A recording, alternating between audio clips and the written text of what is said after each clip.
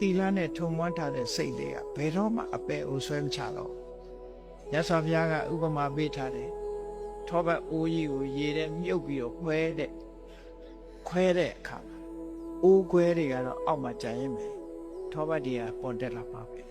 မြုပ်လို့မရဘူးစီတို့ထောပတ်တို့ဆိုရေပေါ်တက်လာအဲ့ဒီတိုင်းပဲတီလာပရိဘာဝိတစိတ်ဆိုတာအောက်ဆွဲချလို့မရဘူးတဲ့ပေါ်တက်မှာပဲ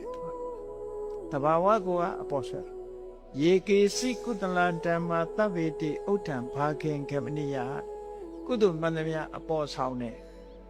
ယေကေစီအကုသလဓမ္မာသဗ္ဗေတိအထောဘာခင်ကမနိယအကုသိုလ်မှန်သမျှအောက်ဆွဲချတယ်ဒါသဘာဝတရားနှစ်ခုပဲကိုလှုပ်ထားတဲ့ကုသိုလ်ကနည်းနည်းလေးလို့လဲပေါင်းမိတယ်အပေါ်ဆွဲတင်မှာပဲသူနော်ပေါ်ဆွဲတင်မယ်အပေါ်ဆွဲတင်တယ်ဆိုတာချက်မှဒုက္ခရဖို့ဖန်တီးပေးပြောဒါကြောင့်မို့လို့ဒီလိုဟောတယ်ဒုက္ခံယာဝစရာတိလ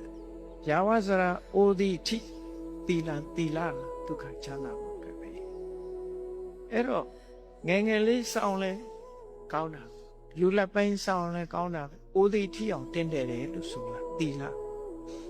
အဝတ်စားဆိုတာငယ်ငယ်တုန်းကအဝတ်ဟာအသက်ကြီးတော့ဝတ်လို့မရဘူးဟောငယ်ငယ်တုန်းကဝတ်တဲ့အဝတ်မျိုးအသက်ကြီးမှဝတ်လို့ရှိတငယ်ပြားနေတာလို့ပြောခံမှာပဲသိချလဲလူငယ်လူရွယ်တွေဝတ်တဲ့အဝတ်ကိုတက်ကြီးဝတ်လို့မရတီလာကြတော့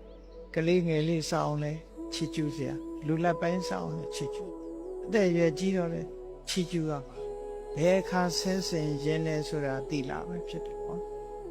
ငယ်ငယ်လေးစောင်းလို့ရှင်အော်တော်လိုက်တာကလေးလေးတဲ့တီလာလုံချုံလူလက်ပိုင်းဆိုအော်ပျော်တယ်ပါတဲ့အရွယ်လေးမှာကိုချစ်တီလာလေးနဲ့တော်လိုက်တာပြောတယ်အသက်ရွယ်ကြီးတဲ့အခါကျအော်လူကြီးသိက္ခာပြီးပြီးကိုချစ်တီလာမြဲလိုက်တာချီးမွမ်းစရာချီပဲအကုန်အဝတ်စားဆိုတာအဲ့လိုချီးမွမ်းမှာမဟုတ်ဘူးတခြားယရနာလေးဆင်လို့အဲ့လိုချီးမွမ်းမှာမဟုတ်ဘူးဒါကြောင့်မို့ဒုက္ခယာဝစရာတီလာဟာကိုယ်ဒီထိကောင်းတယ်ဆိုတာတစ်သလုံးကောင်းတယ်လို့ပြောလို့တာပဲကိုချင်းတီလာဆိုတာတစ်သလုံးဆောက်တည်ဒီလိုဆိုလို့